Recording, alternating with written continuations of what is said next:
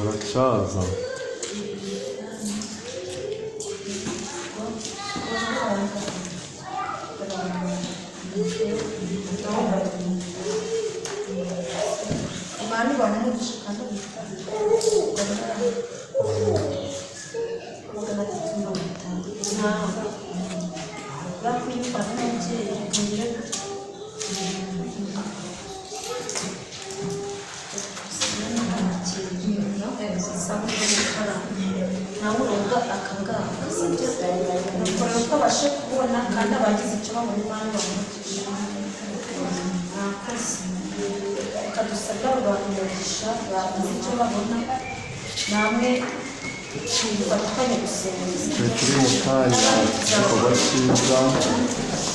turi mu kanya cyiza twafasha bagenzi bacu nubwo ari mu bihe bitoroshye ariko ikibashije kuboneka twaje kuzibashyikiriza imbere y'abaririmbyi y'abagenzi babo ndetse n'imbere y'abakirisitu babana turi mu iteraniro risesuye kuri tariki ya 17 z'ukwezi kwa karindwi 2022.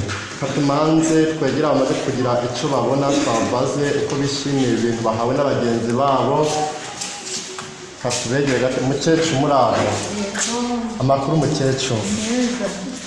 Impano waba uhawe n'abaririmbyi bo muri korali cyangwa se abakirisitu bagenzi bawe uyakiriye ute? turayakiriye rwose aho bakuye Imana ibongerere imigisha kandi Uwiteka ibongerere n'imbaraga. Bashimiye rwose bakuze. Uri kumva kunezeza cyane. Biranejeje cyane rwose. Urwaye gatoya n'akanya akaguhagaze. Murakoze rwose. Murakoze Imana ibamugisha. Namwe turabashimiye. Murakoze cyane.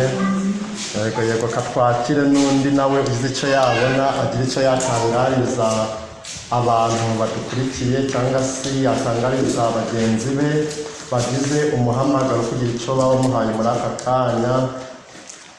Amakuru meze ute?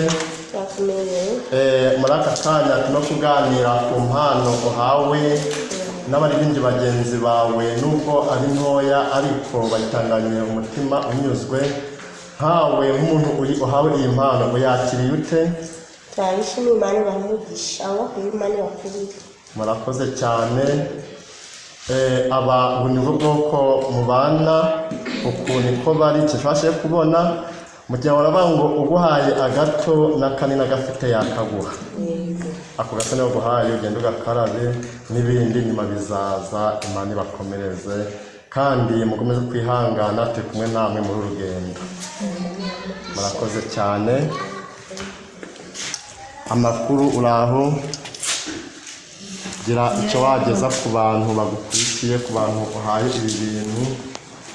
Imana ishimwe. Reka icyo twakora no kubasengera kugira ngo Imana ibafashe kandi n'abandi tuzabageraho ko Imana izadufasha n'ubwo ibihe bitoroshye ntihagaruke kuba tubangamiye ariko mu buryo bwo kugira ngo bigaragare nk'ivugabutumwa ko abantu bagomba gushyira hamwe bagakundana.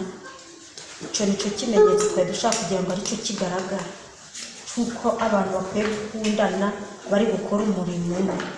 Rero igihe turi muri uyu murimo ntabwo dukwiriye kwangana cyangwa kwitasurana, ahubwo dukwiye gufatanya tugafashanya. Rero Imana ishimwe, umva nta kindi nakongeraho kandi n'abandi nabo tuzagenda tubageraho tuzenguruka n'abandi bitegure mu kwezi gukurikiyeho uyu murimo tuje tuwugarura buri kwezi ugaragare nk'ikimenyetso cy'abantu babana amahoro. Imana ihabwe icyubahiro. Imana ihimbazwe. Ubwo wasabira abantu bagira icyo babona umugisha kugira ngo bafashishe bagenzi babo no muri bihe bemera bakigomwa ku cyo babivuze kurya kavuga ngo reka dupfonyereho gatoya duhe bagenzi bacu dusangire. Mana yacu turagushimira icyubahiro, dushimiye aba babyeyi, dushimiye n'abandi bari muri twe, wite kubakomeze bambike imbaraga ubashigikire, kandi natwe turi gukora umurimo, uyu murimo uzaduherekeza. Ndakwinginze uduhe imbaraga n'ubwenge, uduhe irindi yereka ryo gukundana Mana, kugira ngo izina ryawe rihabwe icyubahiro.